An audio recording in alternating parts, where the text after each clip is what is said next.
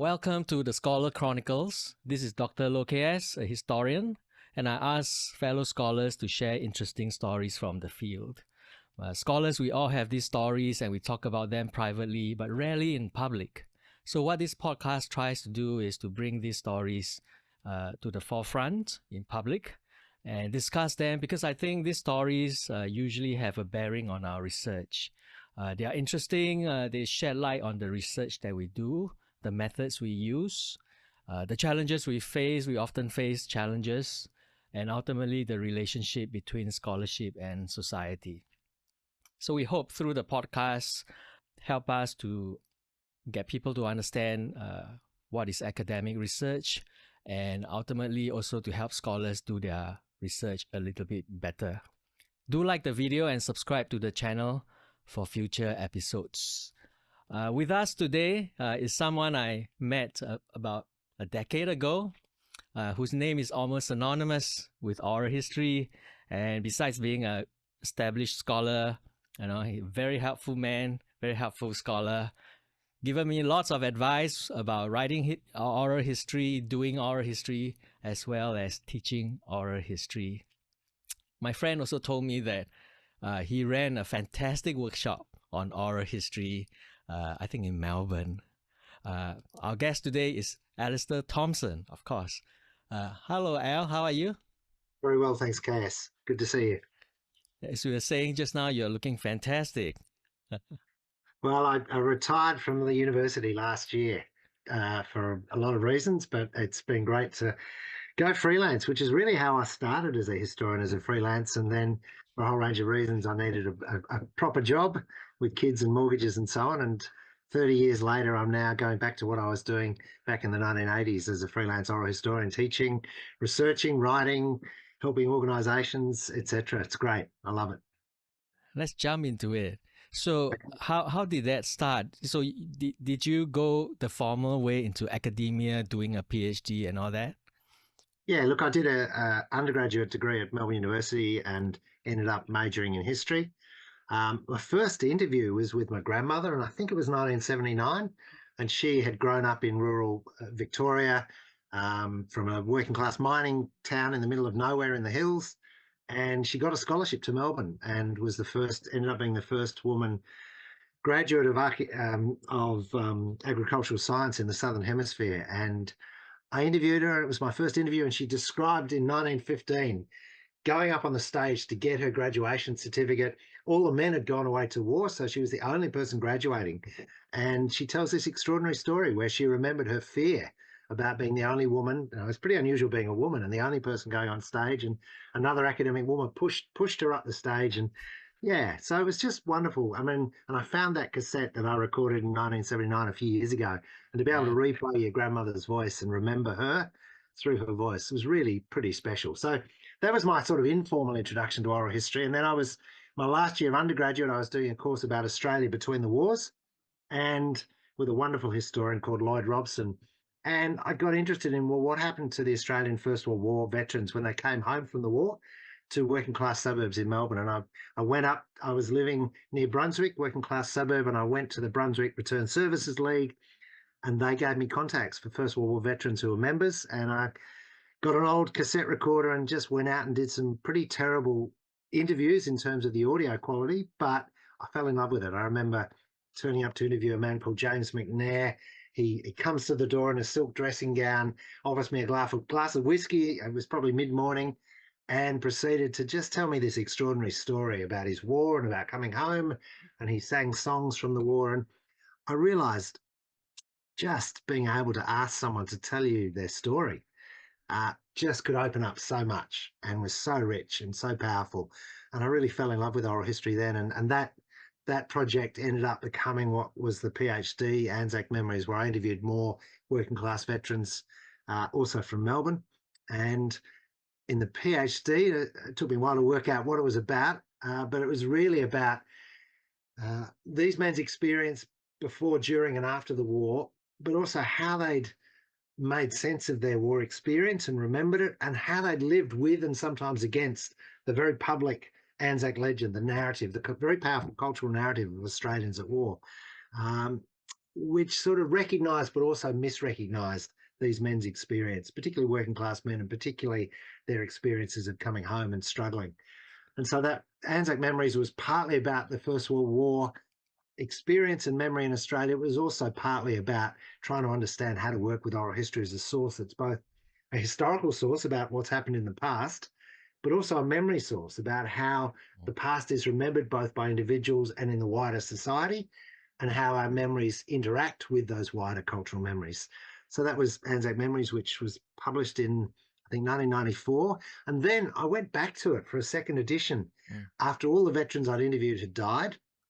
The book focused in particular on three men.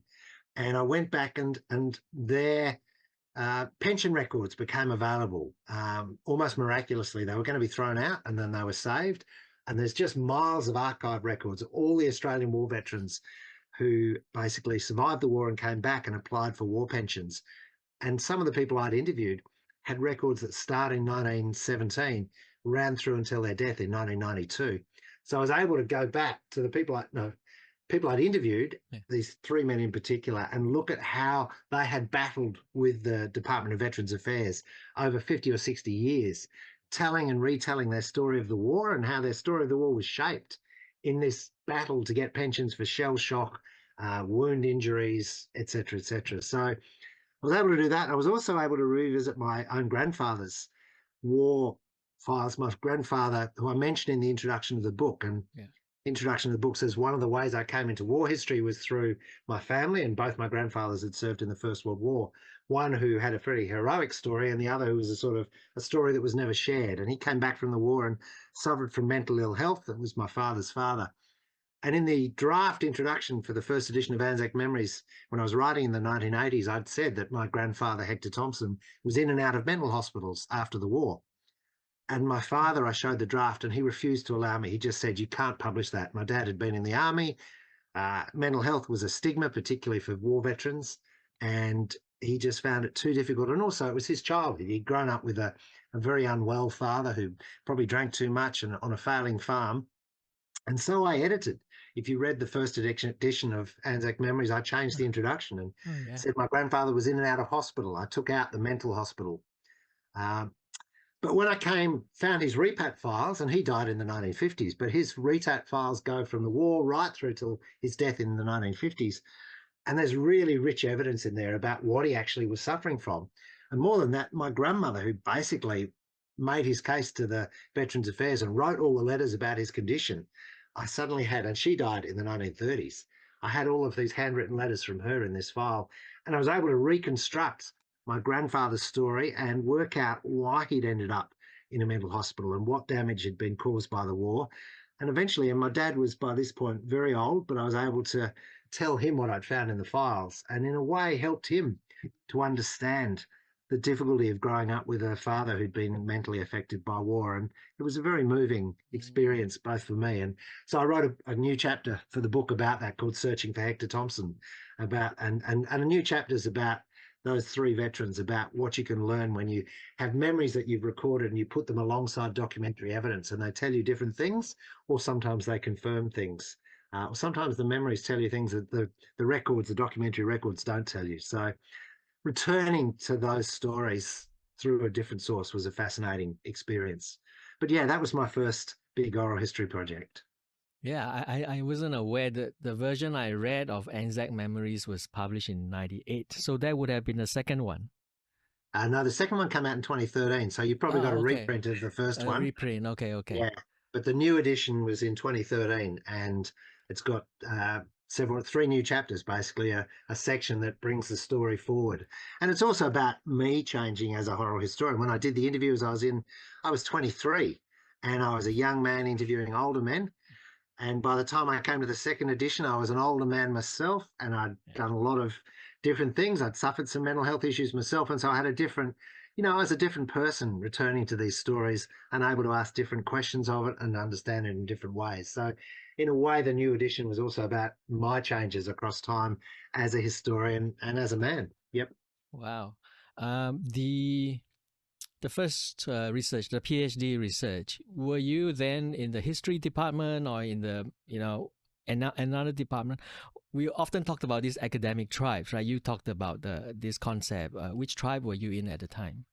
Well, I started off at Melbourne Uni, and then I got a Commonwealth scholarship. It took me, and originally I was just going for a year to learn about British history on an MA at the University of Sussex. But I just finished doing the interviews in Australia, and they were being transcribed. I had some funding to transcribe them from the War Memorial. And so after I did the MA in England, I came back to Melbourne in 1985, and I determined to be a freelance historian. And so I was working on the book, and I was got employed doing an oral history project on the Melbourne Fire Brigade. I was at the Parliament Oral History Project interviewing retired federal politicians. I taught oral history for the first time through adult education. So I was outside the university sector for a while, but I'd fallen in love in England, and I wanted to go back. And I went back, and the only way I could survive financially without a visa was to take up the rest of the scholarship and do the PhD. So I went back into a history department at Sussex University, which was a wonderful place to be. Because there were people with interest in oral history, but also I'd been very involved in community-based history in Victoria, in Melbourne, and there was a very strong community history group in Brighton on the south of England where Sussex University is based. So I actually, while being a student, I also worked in community publishing, doing community oral history books and working class autobiographies and publishing those over a number of years. So, and that ended up, when I finished my PhD, I actually never worked in a history department again until I came back to Melbourne in 2007. My academic career for about 17 years in England was in a Centre for Continuing Education at the University of Sussex. So I was a university adult educator, teaching oral history and history work, and working with people from a whole range of different disciplines, and with mature students doing community-based projects. So I was not in the history department, and in a way that freed me up and encouraged me to be interdisciplinary in the way that oral historians need to be. I can imagine that. For exact memories, what was the response of military historians? It's a good question. Some of the things that I wrote were pretty controversial, particularly challenging some of the mythologies, and conservative historians certainly took a serve at the book and some of the arguments in the book. But it was hard for them to do that because I was using interviews with war veterans, and war veterans are venerated in Australia. And even though some of these war veterans had become pacifists and communists and so on, it was a bit hard for the critics to criticise a story that was based upon veterans' memories. So on the whole, the book was very well received, and I think it probably had one influence in Australia in getting help. It was part of a movement to rethink the remembering of Australian war veterans, and to recognise that putting war veterans up on a pedestal as heroes is really quite damaging to them, because it creates a standard that soldiers have to live up to that's impossible to live up to. And so there are serving soldiers who find a representation of soldiers as vulnerable, and as veterans as suffering a whole range of issues, as being a useful story rather than the more heroic traditional story. So I think there was quite a lot of acceptance of that. And I think probably in the oral history community, the ways I was applying the ideas that people like Sandra Portelli and Louisa Passerini and others, who were thinking in really innovative ways about memory and how to work with memories as a historical source, I guess the book entered into that wider set of debates and developments in oral history around the world. Right. My students often ask me, right, in the oral history classes I've taught, how do you assess reliability, accuracy? How do you tell when the interview is something to be relied on, to be used? How do you do that?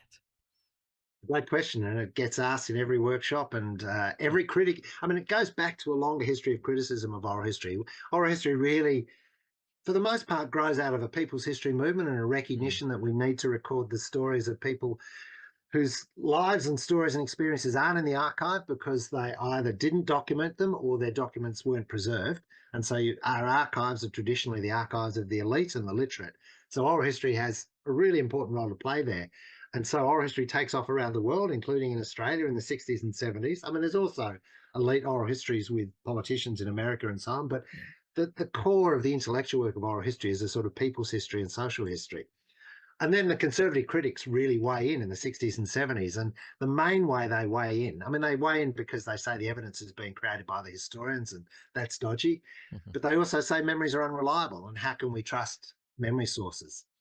And oral historians initially responded in, I guess, what you could call positivistic ways, but useful ways. They reminded historians that every source is a construct, the minutes of a meeting, the letters that we use, Hansard political debates, everything is shaped by the relationships within which things are written or told and what gets preserved and so on. So that's the first response, that actually any historical source needs to be interrogated and critiqued.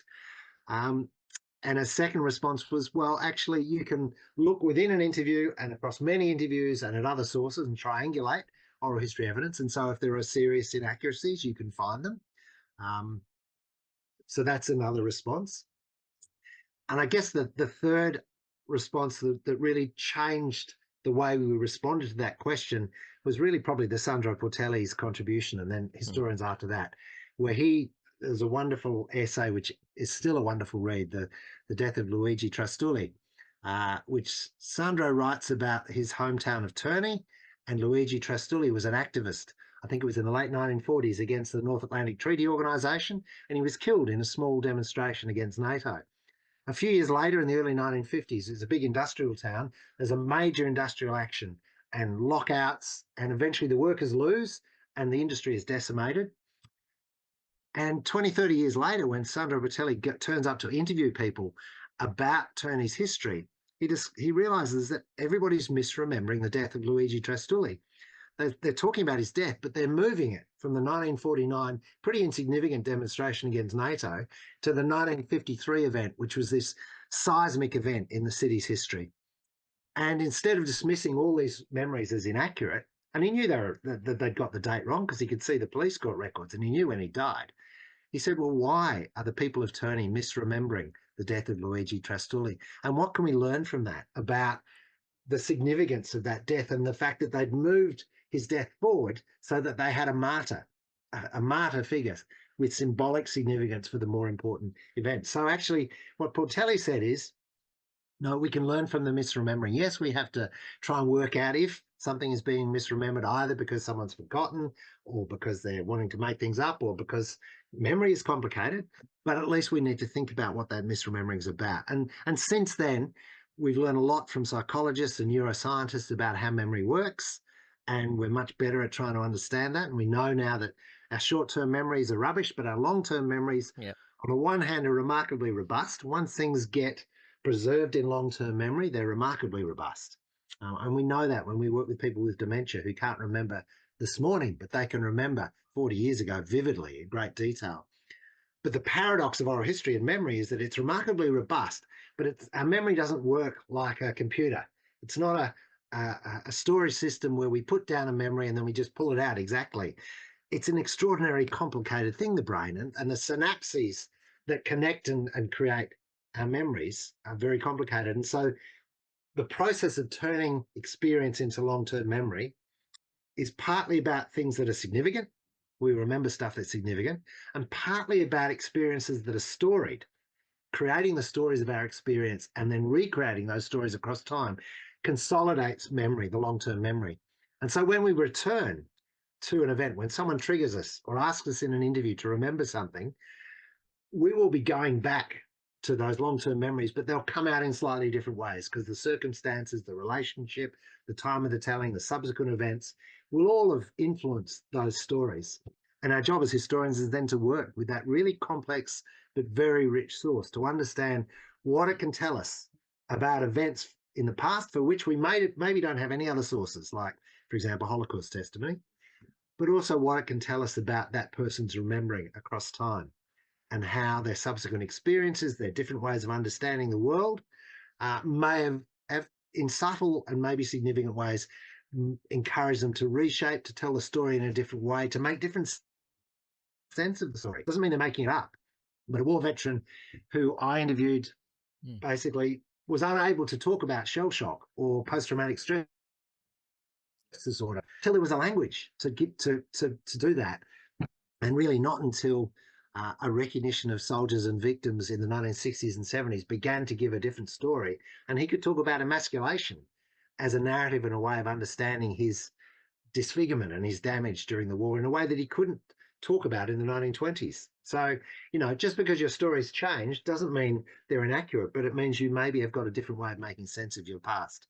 So it's complicated. There's no easy answer to that question about the reliability of memory. But I would just say in many cases, it's an extraordinary source to put alongside other sources, and you have to work with it very carefully and thoughtfully, just as you do with other historical sources.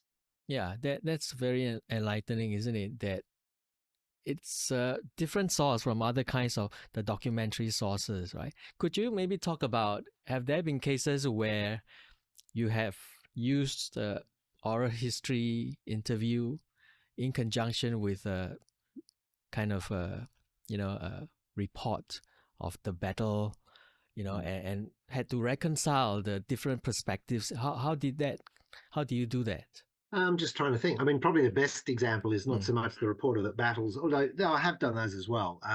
Actually, I'll give you an example. Fred Yeah. Farrell, who's a First World War veteran, for a country kid, goes off to war, feels he's very young, feels very inadequate. He's in the trenches in the First World War, gets chest infections, gets wounded in the leg, and it's a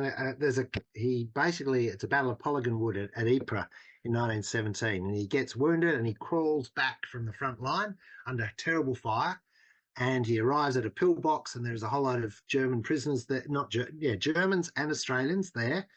The Australians have captured the pillbox, the Germans are prisoners. And I've got the story that he told me in the interview in 1983 about that event, a long, vivid story about that whole day's experience. And in the story, by this time, 1982, he'd become a pacifist in the 1920s, a communist in the 1930s, an anti-war activist. And so when he tells the story about arriving in this pillbox as a wounded soldier, and these German prisoners are there, and he says, I realized at that moment, why were we fighting each other when we were all here, wounded and injured, helping each other, and the Germans helped carry us away back to behind the lines. So, and that was a story he told as a pacifist story. It was an epiphany moment for him in his storytelling about how the war began to transform his understanding politically. And then in the archives, after Fred had died, he deposited his papers to Melbourne University Archives, and I came across letters that he'd written in 1917 from hospital in England, where he was writing to his family, and particularly to one brother, about that battle. And he describes that moment in the pillbox with the Germans, and he describes it very differently in the letter. In the letter, he talks about how, these Germans and these rats, and we couldn't trust them and whatever. So he's telling a very different story in the letter. And, I have to think hard about the letter. He's writing home to a patriotic country. Maybe he can't share the beginnings of an epiphany. Maybe he doesn't quite recognize at the time that this is a moment that's going to change his thinking. Maybe he wants to tell his brother about how brave he was and how horrible the Germans were. So you've got these different sources. And I guess the way I look at that is that, yes, when he looked back through a political lens 10, 15 years later, he looked back at his war, and this was one of the events where he can see something that helps him understand his war in different ways. And so the pillbox experience, it's complicated, but it takes on a different meaning. And so, you've got these two very different, and they're two different personal records. And again, you could look at the military records of that battle, and there's a lot of those as well. And, there's a lot of prisoners on both sides being shot, and there's a lot of brutality, and there's no doubt he got wounded badly, and there's no doubt that he ended up with shell shock or post-traumatic stress and was profoundly disabled and still in and out of mental hospitals. Just look at him in 1983. He'd just come out of the repatriation hospital after a breakdown. So he was still suffering the war. But there's an example where you have these different documentary and remembered accounts and have to work with them, try and understand them. And it was too late then to ask Fred about the discrepancy because he died. But had there been another occasion where I could have asked, I might have said, okay, let's talk about this difference. Is there a common way that you would use to, do you talk about these two records like one after the other, or do you try to decide, one is better than the other and you use one instead of the other? Yeah. Look, I use both together. I mean, the new chapter in the Anzac Memories, the 2013 edition, it's got a whole chapter. Large part of it's about the Fred Farrell story and the way news sources, both those letters and the pension records, made me think hard about what Fred remembered me in 1983 and how, in one way he was using a young, probably quite naive historian to make a political story out of his past. Fair enough. But at the same time, I had the records that showed the type of injuries he'd suffered. You could put those together. So, my history had to be a history both about what happened in 1917, but also what happened politically to Fred in the 20s and 30s, what was still happening to him in the 1980s. And so my oral history had to be about that long span of Australian history and of this man's life, and trying to understand the interconnections between past and present for one person, but also in the wider culture. Right. I really like the way the discussion is going. So I'm going to just go by the questions that my students have asked me, because I think those are the things that the viewer might, be most interested in. So the second question would be how many? Yeah. How many interviews would be needed? Is there a minimum? Singapore students are always asking about these things. Yeah. So are Australian students. Yeah. Look, a lot of it depends upon your project and your resources. Oral history is time consuming. It takes a lot of time to set up interviews, to conduct interviews, to document interviews so that they're usable, to have an ongoing relationship with your narrators. It's a lot more work than doing archive-based research with documents where you don't have any responsibility to people. So you have to factor that in. A little bit more expensive if you're documenting material, recording equipment, and so on. And nowadays, in most universities, certainly in Australia, you have to get ethics clearance and that well. So my honours students at Monash in the last few years, really hard in a one-year project to do an oral history project because of those constraints. And a PhD student, maybe 4 years to do it in, it's still pretty hard because you're going to spend half of that time creating interviews and so on. So that's going to limit how many interviews you do. Yeah. If you're doing a big project, I've done projects where I've had funding and big funding and I've done that, and I've done projects where I've just done a few. So it depends. But I guess the key thing for a project is what's the type of source material you're trying to create? What are you trying to do with it? And if you're going to do one really rich, detailed interview, you could make a really important piece of writing based on one interview. If you want to look for patterns of experience across a group of people, if it's a PhD, you might want to do maybe 15, 20, 25 interviews, which is the number I did for my PhD. I don't think in a PhD you can do many more than that. And I think deeper, longer interviews are better than many short interviews.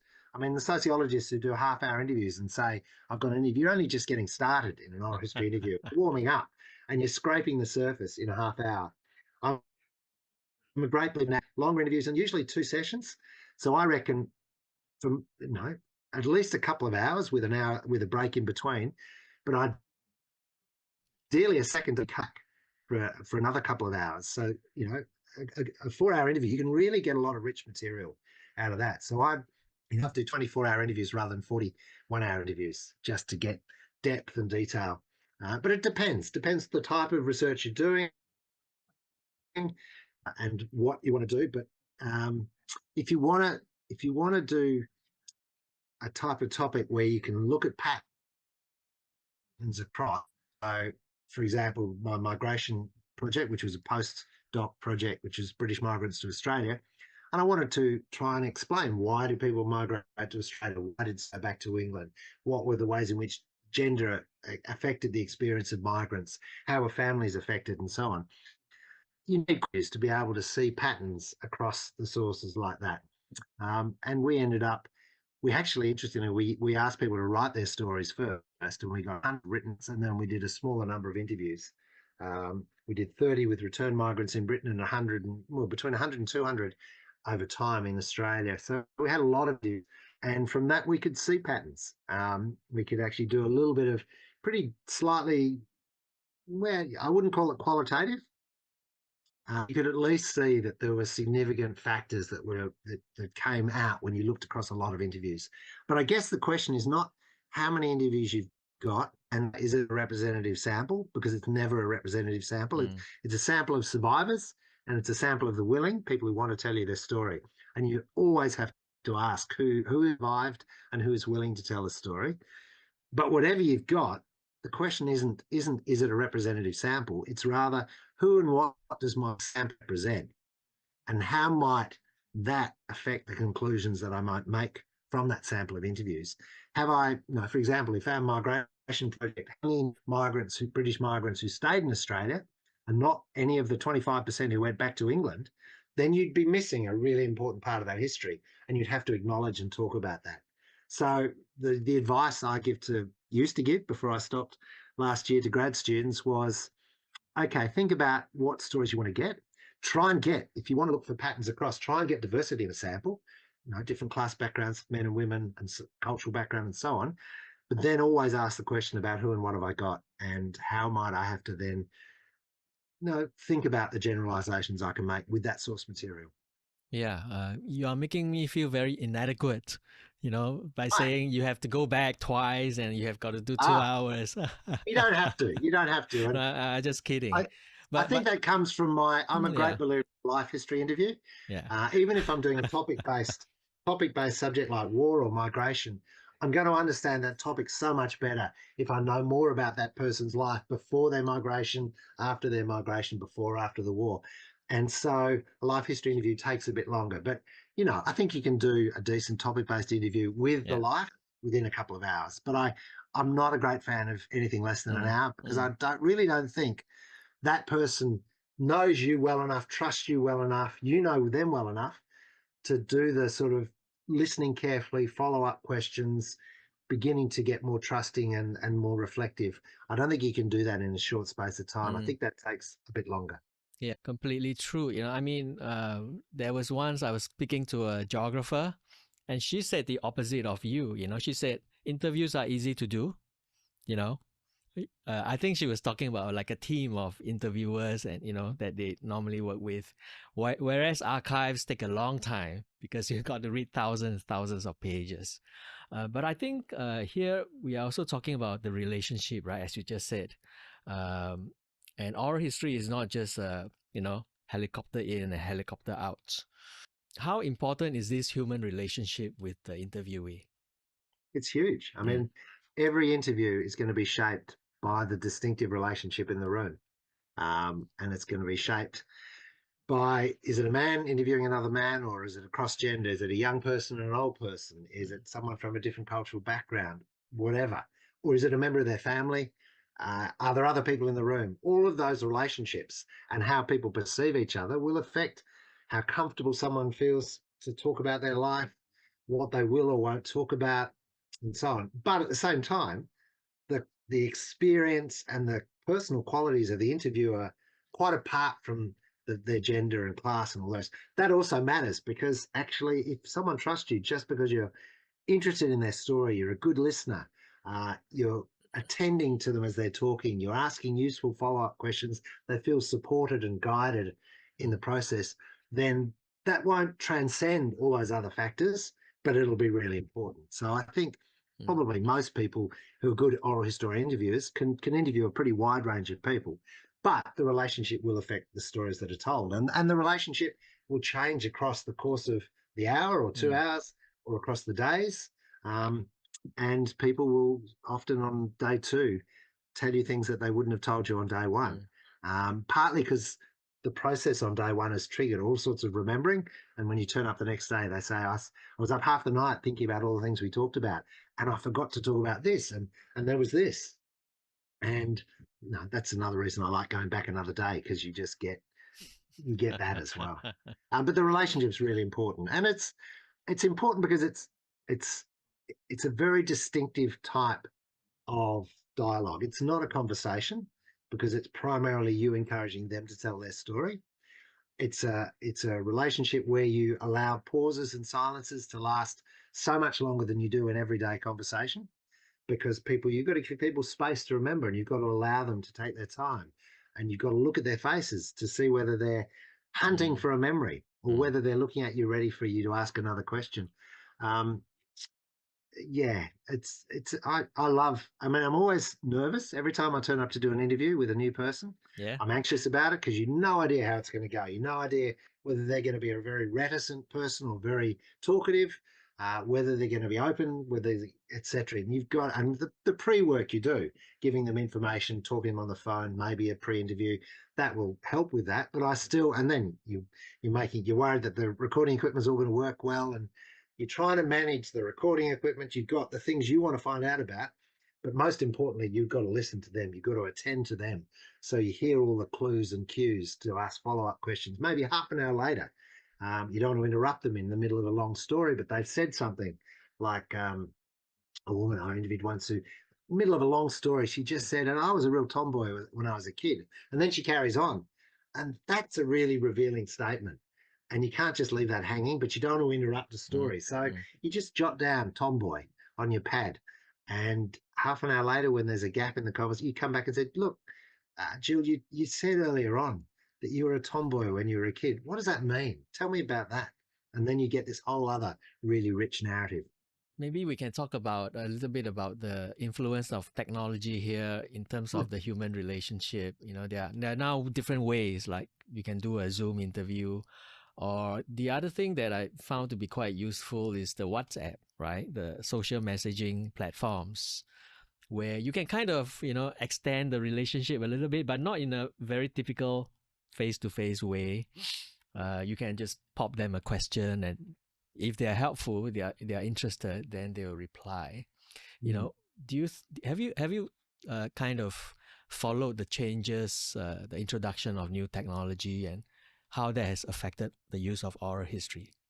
Yeah, look, I think in many ways, I don't think the shift from analog to digital recording has profoundly changed the interview experience.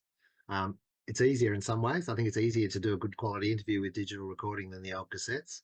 Um, Easier to learn and easier to use. I think the biggest changes with technology have been what happens to interviews afterwards. Our ability to now to use AI, automatic transcription, use AI to do summaries or even time summaries, which need to be checked and proofread and corrected. Our ability to work with digital sound recordings, maybe linked to transcription, to use them in a whole range of multimedia formats. But that's been transformative. Our ability to put into digital recordings online and make them accessible and shareable around the world has just opened up. In terms of that transforming the archive, that's an apotheosis moment that actually the archive can be just so rich and available, which has created other ethical issues about privacy and about use and abuse and how you manage that, and big issues for archives with legacy collections where the rights forms obviously didn't think about the internet. And when someone gave permission for their interview to be public, did they mean publicly online? So I was doing a training course yesterday with 24 public librarians from around Victoria. They've all got collections that were created in the 1980s when there was a real boom moment for community-based oral history in Australia. And these local libraries have got these legacy collections of cassettes, which they can digitise, but the rights agreements are more or less okay, but they didn't have any idea about the internet.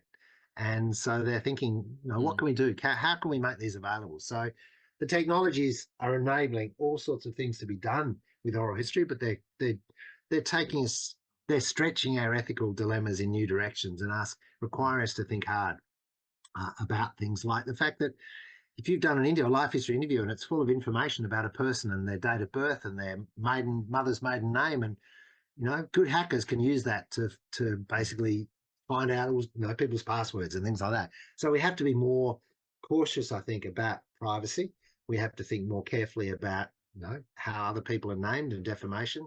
We now know, since the Boston College case in Ireland, that even a closed interview can be subpoenaed and opened by the police if they think there's illegal activity mentioned in the interview. So the ability to create digital recordings and put them online has opened up a can of worms, while at the same time enabling extraordinary historical research and understanding. Just going back to your first question, I don't think how I conduct an interview now in the room is very different. But as you say, and we're doing this, you're in Singapore, I'm in Melbourne, COVID transformed the name of the game in terms of making remote interviews necessary for a time and developing helping us learn about and use a whole range of new technologies. So it's now possible to do remote interviewing. And sometimes people prefer that because they're worried about health issues or they're a long way away. It saves money. Personally, I like being in the room. I think being in someone's home is a really often an extraordinary place to conduct an interview because all the evidence of their life is around them and it's where they feel very comfortable. Yep. But, and so, yeah, so wherever possible, I still prefer, if I'm doing archive-based interviews, I'd rather do it in the room. And I still do audio interviews and rather than filmed interviews. But I absolutely recognise that, doing interviews like this is now an option that wasn't. And so that's transformative. Yeah. Not for me personally. I do a lot of interviews like this when I was teaching. I would suddenly you were able to get the American expert like Michael Frisch or Hank Greenspan and others to talk to your students for half an hour in Melbourne by doing a recording with them, and that's magical and wonderful. So, the internet and Zoom technology is transforming all sorts of things, including what we can do in oral history. But and the relationship, we talked about the importance of the relationship. The relationship when you're not in the same room is slightly different. It maybe for some people enables them to open up more frankly, maybe not. But it's just another thing for us to factor into as a possibility and to think about, okay, how is the story being told differently because it's being told online through an online recording.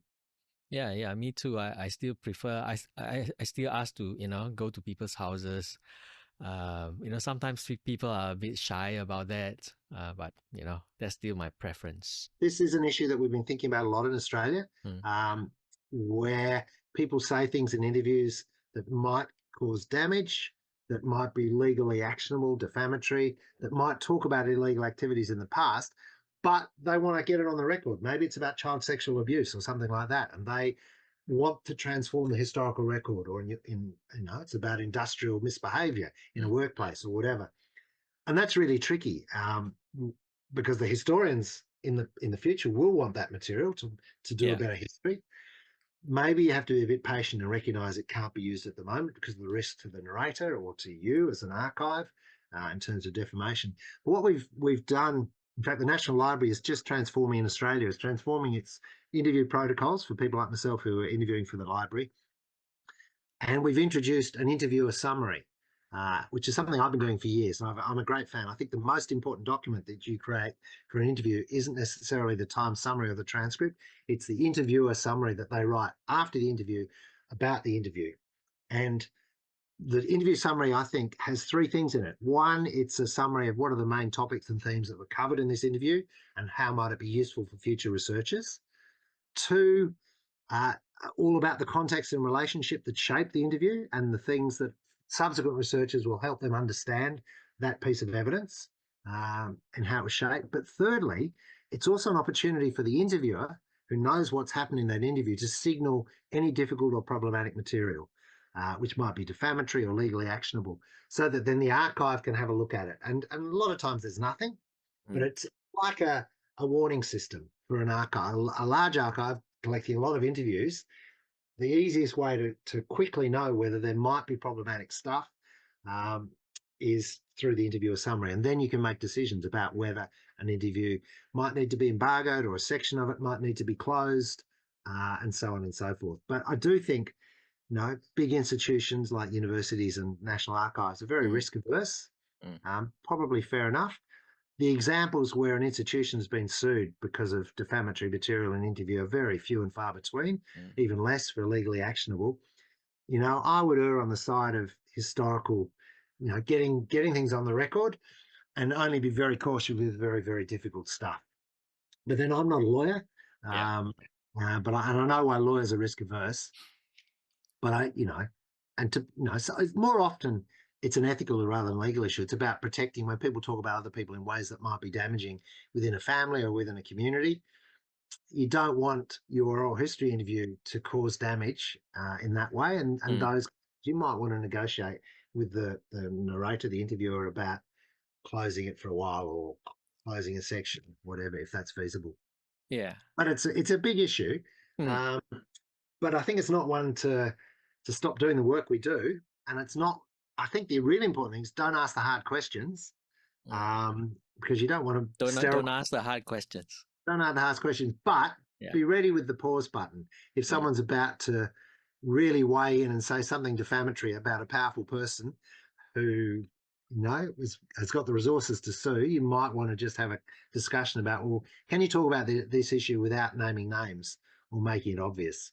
So can you talk about workplace relationships rather than naming particular bosses, etc.?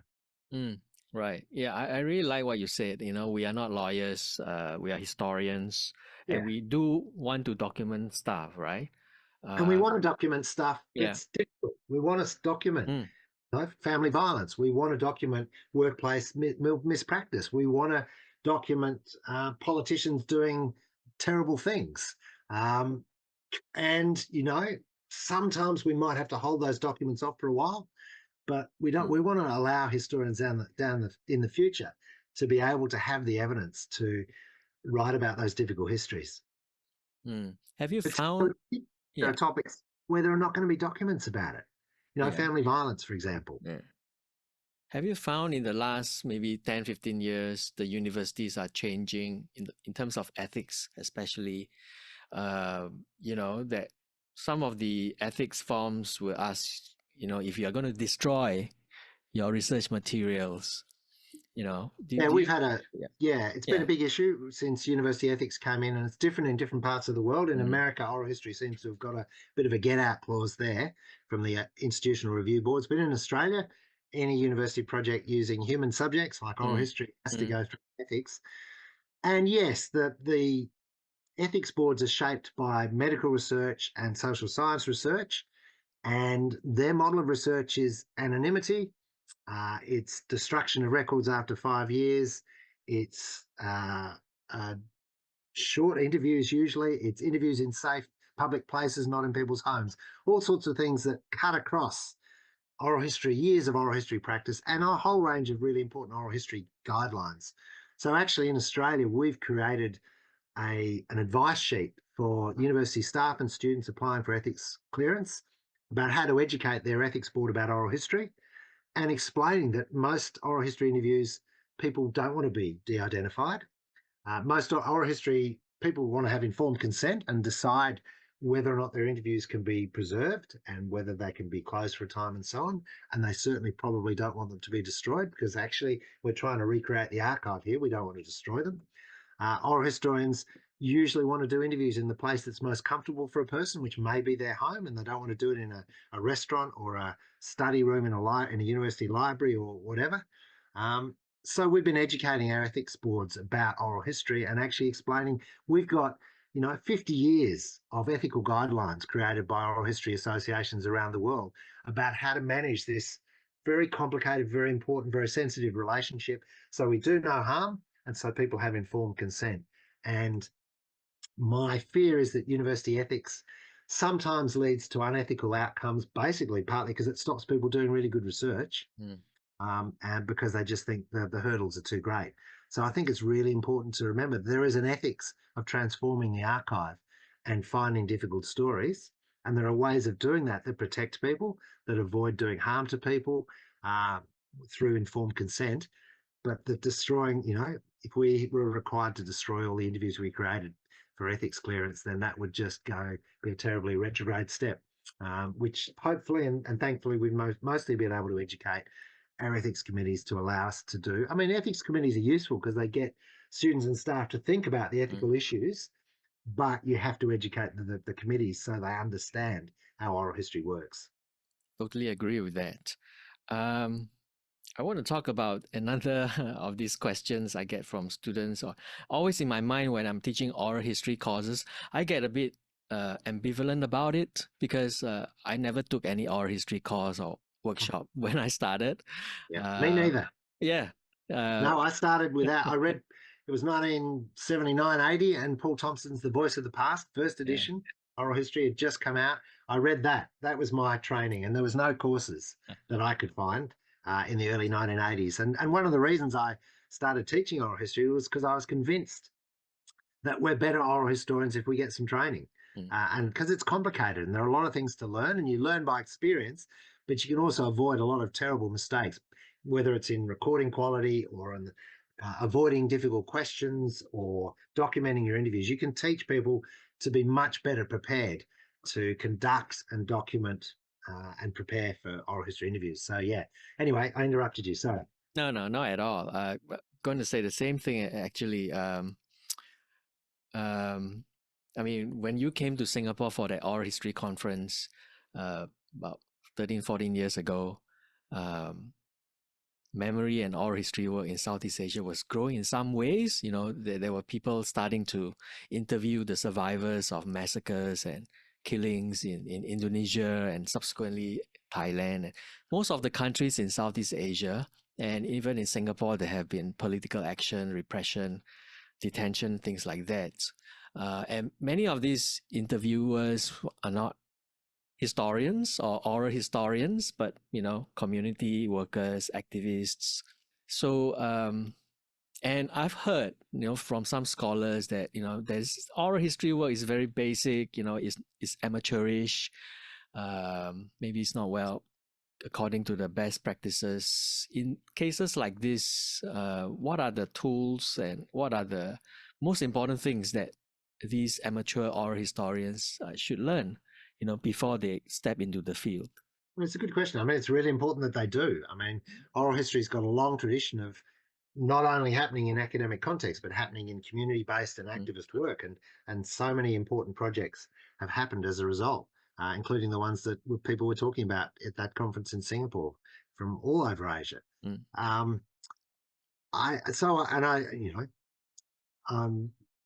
I think the key thing is about training and support.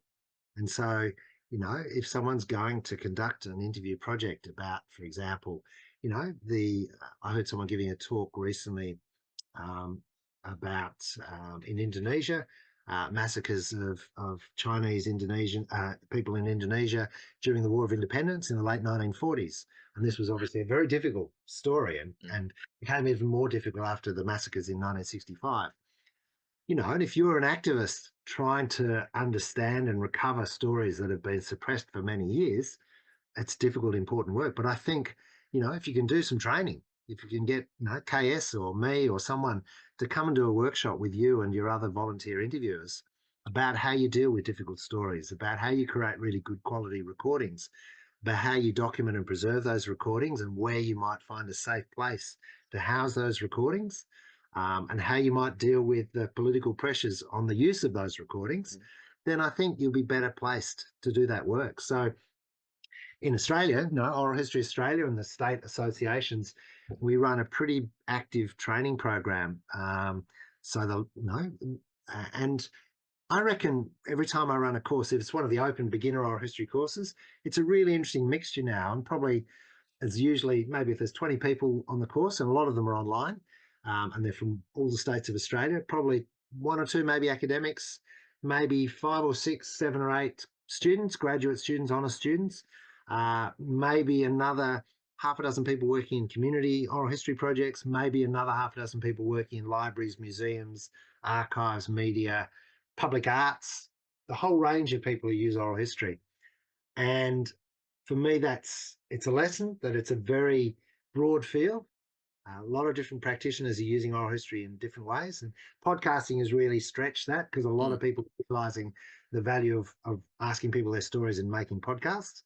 But podcasters often do very short and sometimes quite superficial interviews. So actually educating them to realize what else they could do, that means you can share that training. So the training I did with these public librarians yesterday, they're going to cascade that out in their communities and train volunteer interviewers for community-based projects. So I think training and good resources is really key, so that yes, anybody can conduct oral history interviews. You can so much better if you realize how much careful planning needs to go into it before you turn up at someone's door to do the interview, and how you can make that interview so much better if you have a bit of understanding about acoustics and recording, and if you have a bit of understanding about how to listen and how not to interrupt, etc., etc. And also if you have a bit of understanding about the different ways you might be able to document that interview afterwards to make it more usable by your project, but also for other projects if it's going to be archived. So training is key, and probably for me, half of my work as an oral historian since my first course in a country town in Victoria in 1985 for a Centre for Continuing Education in a place called Wangaratta in central Victoria. It's now almost 40 years, and I've been doing oral history training. And I think if I was thinking about the value of the work I've done as an oral historian, probably the training and training other trainers. We actually run a course called Training the Trainers to teach people to teach oral history. Has been probably the most useful thing I've done in my career. Not just with undergrads, more but than the books.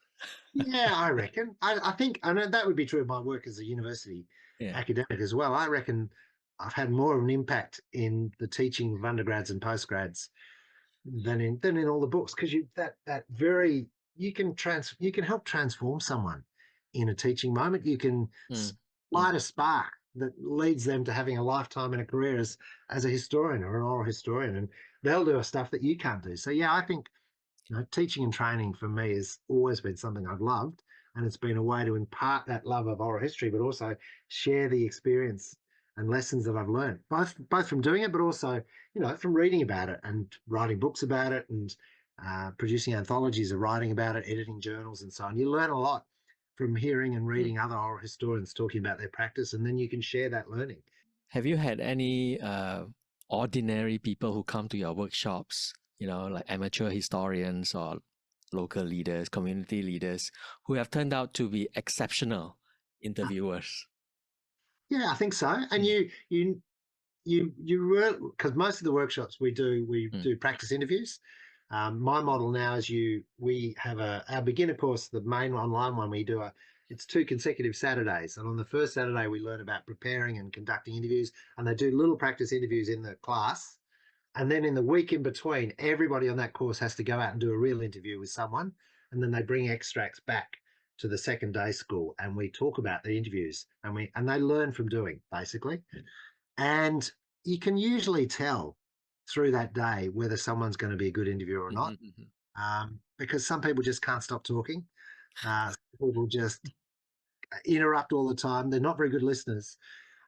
Whereas some people, you just think, this is a person who's really good at listening, really good at asking a follow-up question. You can get better at that, but some people are instinctively good at that, and some people are instinctively not good at that. And maybe they're better off in an archive or doing other things. But yeah, I've worked with people who've come along and they're completely new to it, and I can see them. They're going to be brilliant, and they've gone on and done wonderful, wonderful work. Absolutely. That's one of the most fulfilling, when someone you've taught their first oral history course, and you've seen since then the books that they've created, the courses that they've run, the projects that they've organised and managed. That's very fulfilling. Yeah, I want to go back to the the move from analog to digital, the use, the presence of oral history on the internet. When I was teaching the course on oral history, I had a number of links, right, per topic, per theme, of oral history sites, where students can go to evaluate how much oral history is there, and what issues it poses in terms of access, copyright, and things like that.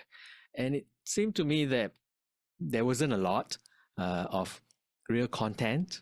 There are some clips, short clips, very short clips, a few minutes out of hours of interviews, and many of the sites were not well maintained at all. Like 1 year later on, the link that used to work no longer works, or the page is not even there at all. Do you think there's a kind of crisis in terms of funding oral history projects on the internet? Look, I think there's a crisis in terms of preservation and access for oral history. And we've been thinking about this a lot in Australia in recent years. And as president of Oral History Australia, it's been probably my main concern. We used to think that the big issue about preservation was digitising analog, saving our cassettes and reel-to-reels. And once everything was digitised, it would be safe forever. But actually, digital files are just as vulnerable in the medium term. They fragment, they disintegrate, whatever. But also, the WAV file, that's the standard recording audio standard internationally, is eventually going to be superseded. And unless you have an oral history interview in a collection that can future-proof by moving to new platforms, hardware and software platforms, and manage the access agreement rules that have been imposed for those interviews, then those interviews are not going to be future-proofed, whether they're online or not. And so my feeling is that really the only institutions that actually are robust enough, are well-resourced enough, have the expertise, and often have a statutory responsibility to protect will be national and state archives and museums, like the National Library in Singapore, National Library of Australia, State Library of Victoria, Museum Victoria. I wouldn't trust my university. I wouldn't trust a local library. I wouldn't trust any activist project to be able to secure the long-term future of our recordings. And that's not just about keeping them available online. That's about actually preserving the recordings for the future.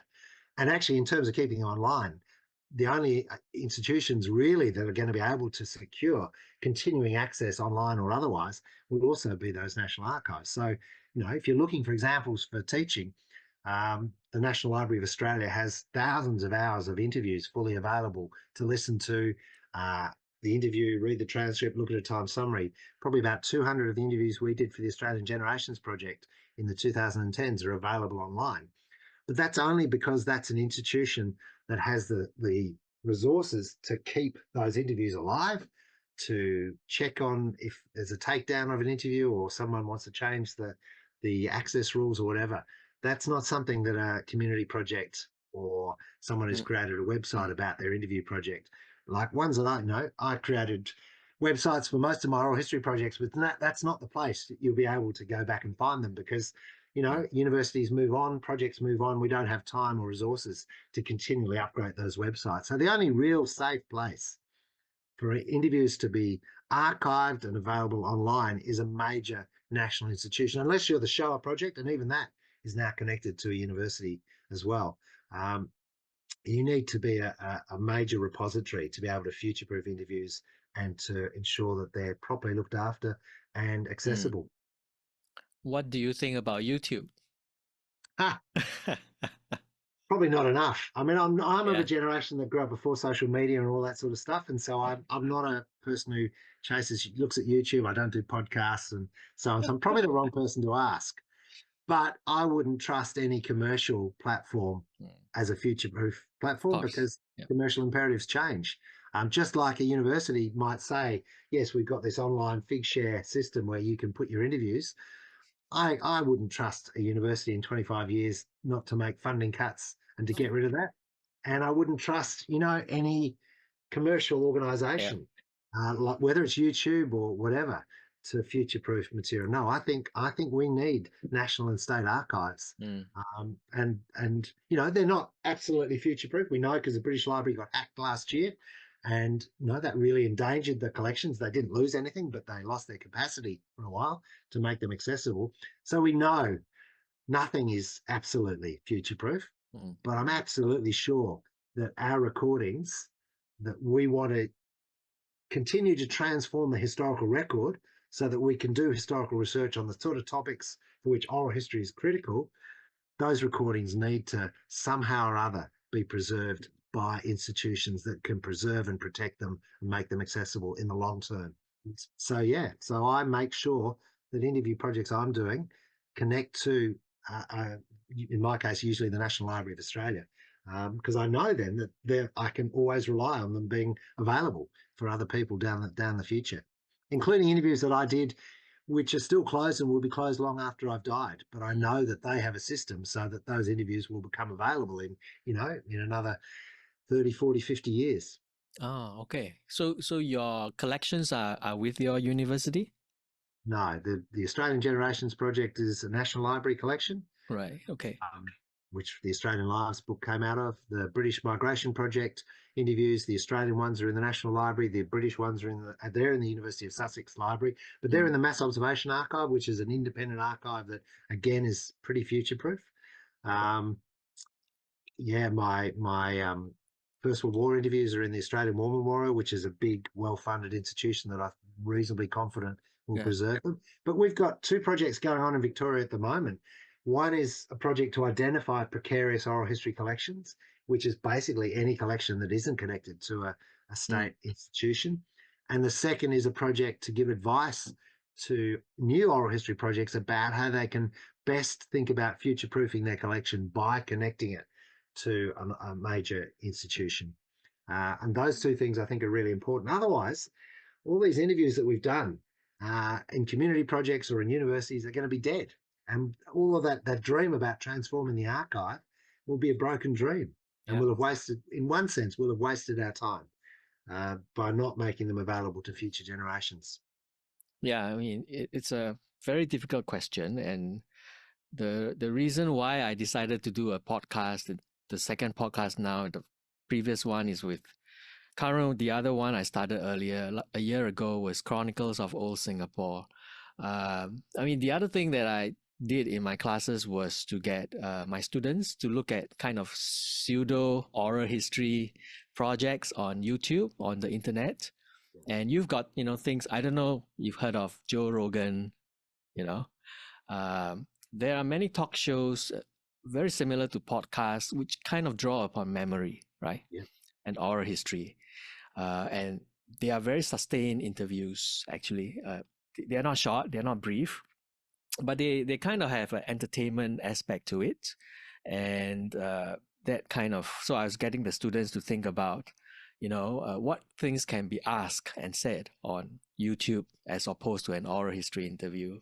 But there were also some oral history interview projects on YouTube, like Vietnamese immigrants to the US. There was a guy, a former officer, right, in the Vietnamese army who I think went to Australia or the US. And he came for the interview, which was shot on camera, wearing his military uniform. So that already tells you, right, the use of the video there about his identity. But I compare these, right, with the Joe Rogan's. Many of these oral history interviews had a few hundred views compared to millions, on Joe Rogan. So there's a stark choice here, right? That if we are talking about people's history and the democratization of the historical narrative, then how do we get more people, more eyeballs on these people's memories and voices, right, that Paul Thomson was talking about? So do you think there is a way to kind of adapt the modern podcast method, and bring oral history into that subject? I mean, two ways of responding to that. One is, as a historian, if that material is preserved, it's still a useful source. And we go back to the same question: how does the context and relationship of that particular interview shape the story that's told? It may mean that it's being produced with very sharp and narrow parameters that are making it pretty problematic because it's for entertainment value.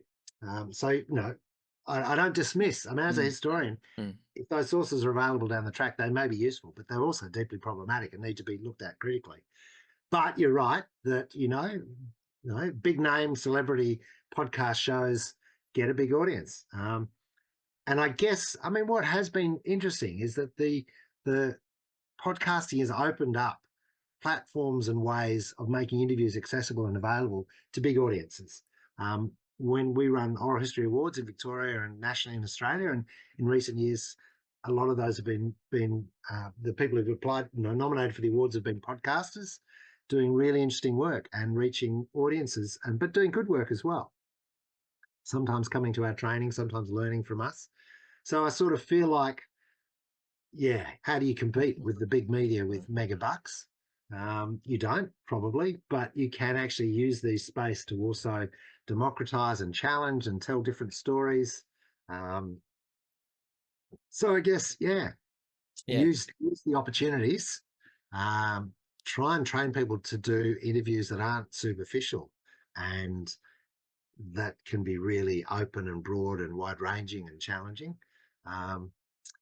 But also be very, very wary of commercialized contexts that put out these stories as if this is the last word, but actually the stories have been profoundly shaped by the context of their production and need to be viewed very critically and carefully, not least for the politics of the commercial organisation that's doing them. I mean, I'm not probably, my main way of using oral histories continues to be writing. I'm a writer, that's what I'm sort of good at. I have colleagues who do extraordinary things with film and radio and audio and podcast and exhibitions and museums, and I sometimes advise them, and I love seeing what they do, but it's not my expertise. And it's interesting. We're editing a handbook, a Bloomsbury Handbook of Oral History, and it includes a whole section about making histories in different media like film and radio and podcasts and exhibitions. I'm writing the chapter about writing oral history, which focuses on what are the challenges when we come to use this spoken or filmed story in text.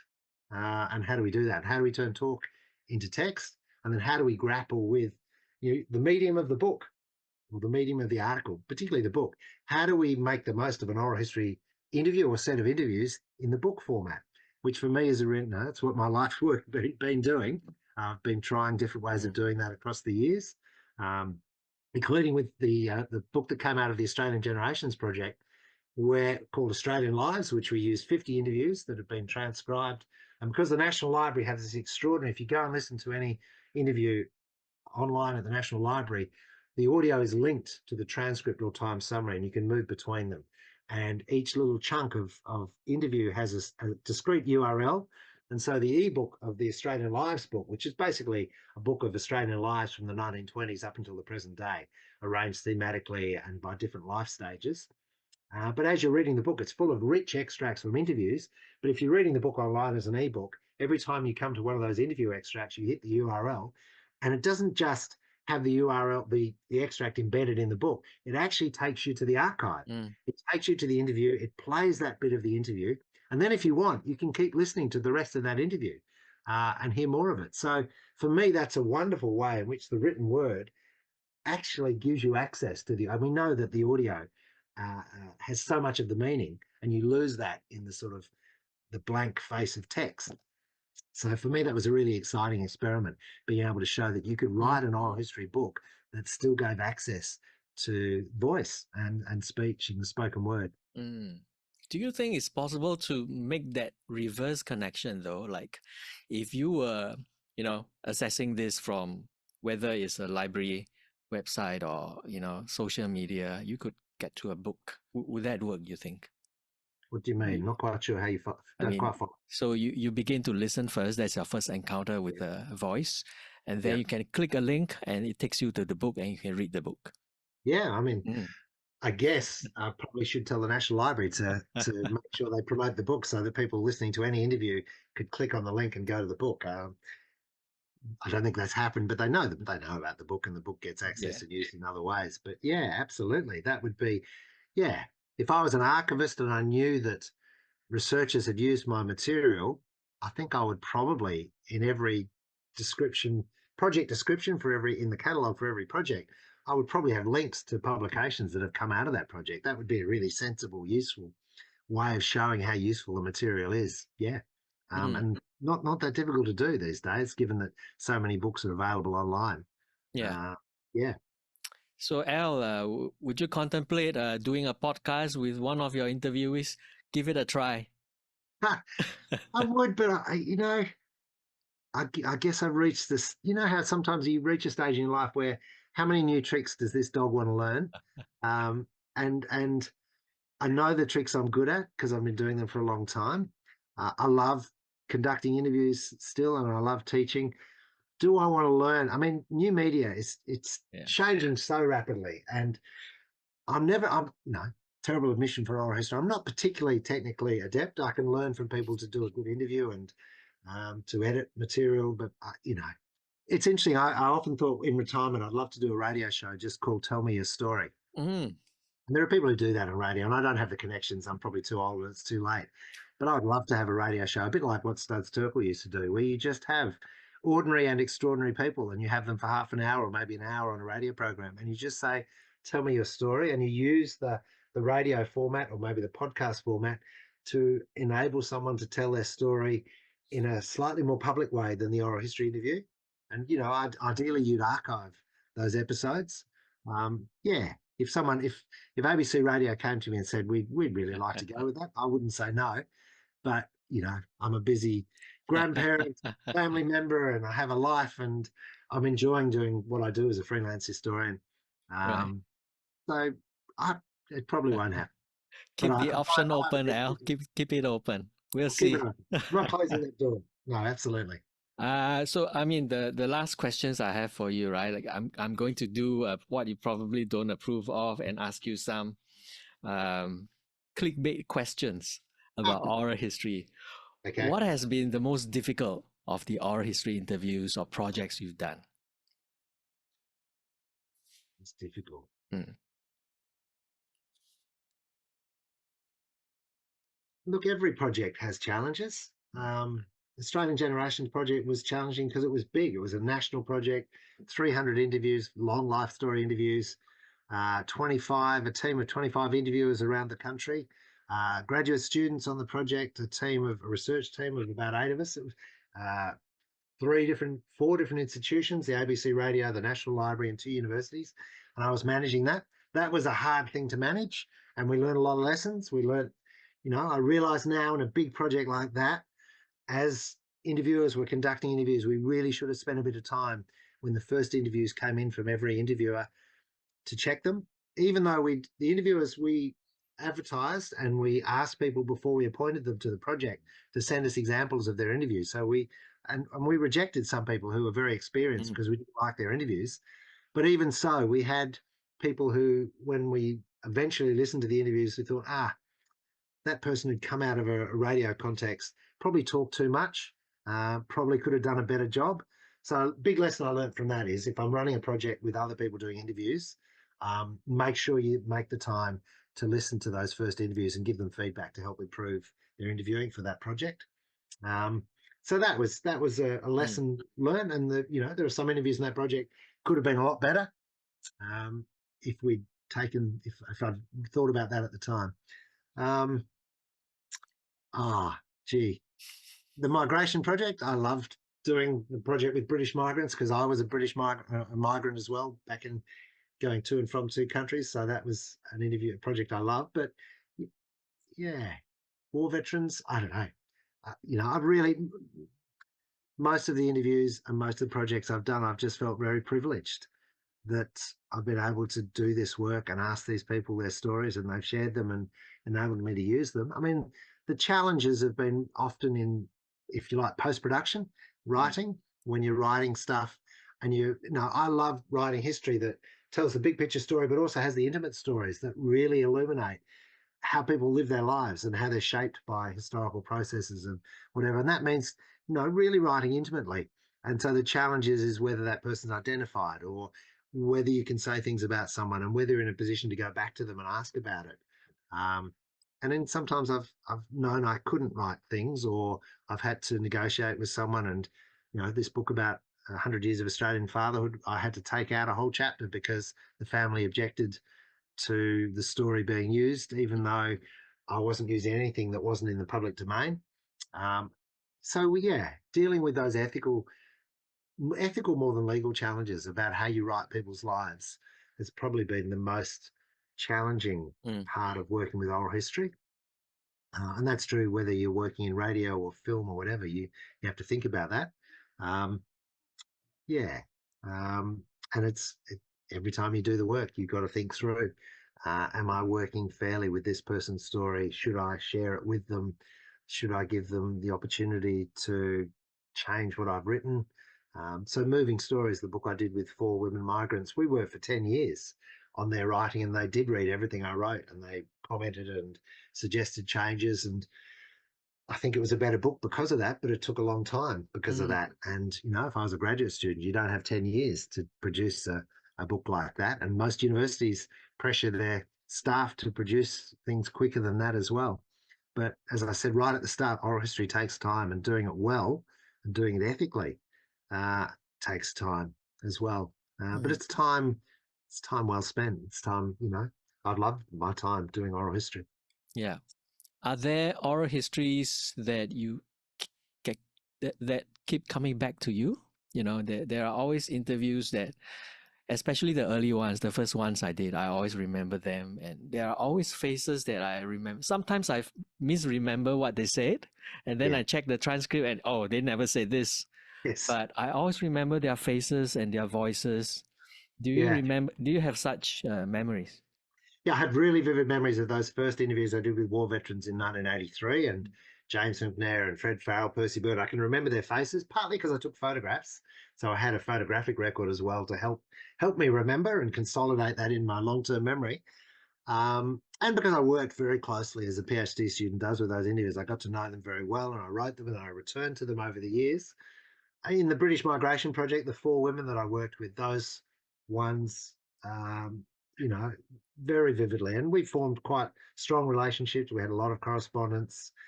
They came to the book launch. They did conferences with me. Those are really special. And you know, I'll share with you an example. I mean, for me, one of the most humbling Mm. moments in my career as an oral historian was one of the women in that book who I'd spent 10 years working with. I'd done interviews, I'd read all the 274 letters she wrote home to her family while she was a migrant in Australia. I'd seen her vast photograph and slide collection, and I'd written a whole chapter about her, and she'd been at a conference with me and come to a book launch. And um, many years later, after she died, when she died, she bequeathed all her letters to me and I gave them to the archive. We'd had the interviews. And then a couple of years after she died, I got a phone call and then an email from a woman who said she was this person's child. And that when this person was a young woman migrant in Australia in the 1960s, she'd had this child. And because she was a young single woman, without any resources and there was no child support for single women in the 60s, she'd adopted this child out. And in the interviews and in her letters to her family, she had never mentioned this. And in the book, even though the book's very intimate, she talked about relationships with men, she talked about never marrying and so on. She never shared that with me. She never shared it with anyone, as I discovered later. She didn't tell the family. She went back to England to go back to her family. She never told anyone that she'd adopted a child out in Australia. And that for me was a humbling. And the story's got a nice end because this adopted child reconnected with the woman before she died and met her and acknowledged her, and they got to know each other. So it had a really nice ending. But for me as an oral historian, it reminded me that even though you've never got the last word and you've never got the full story, and even if you've worked really closely with someone for a long time, there may be things that they feel they need to withhold because of the stigma of being an unmarried mother, of the pain of giving up a child. Um, yeah, so it's just a reminder that yes, we never have the full story or the last word, and we have to be humble and recognise that when we work with interviews. Yeah, I guess oral history keeps us grounded very much, isn't it? Sure does. It keeps us grounded and human. Mm. You can't, when you're in an archive and you're working with letters and diaries and official records, there's a certain distance there that I think enables you to do things with those records that when you know the person, I don't think the ethical issue is really very different, but the personal relationship is different. And I think you feel like there's an extra layer of responsibility you have to treat people fairly and well. Thank you so much, Al, for sharing with us, your journey through oral history and memory. It's been fantastic listening to you, hearing your stories, and really oral history is a craft, isn't it? Yes, I think it's a Yeah. craft and not a Mm. science. It's an Mm. art and a craft and not a science because there's never a single right way to do it. It's always contextual and you always have to think about the context and the aims and whatever, but it's a craft that you can work at and get better at, but which you've always got to be on your toes because you never know what the next interview is going to be like. It's been a real pleasure talking with you, KS. Thanks so much for inviting me to come on your podcast. I look forward to your next work and to the next edition, right, of the Oral History Reader. When is that coming Yeah. out? We're working on it next year, so I guess it'll come out in 2026. And the Bloomsbury Handbook of Oral History should come out late next year. And the book 100 Years of Australian Fathering, which I've mentioned briefly in passing, that's coming out for Father's Day in Australia next September. Wow. Is Yeah. that already on the website, the book, the publisher website? I'll put a link to it. Not yet, no, Not because we've yet. only just Okay. submitted the manuscript, so it's out for review. So it'll be published in about a year's time. So not quite. And I Okay. don't think the reader or the Bloomsbury Handbook, I don't think they're on their websites yet because Mm. I think they want to be slightly more confident that it's ready to go.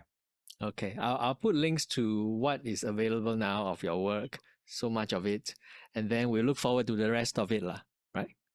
Great. Thank you. Have a good day, Al. You See too. you. Good to see you. Bye. Bye.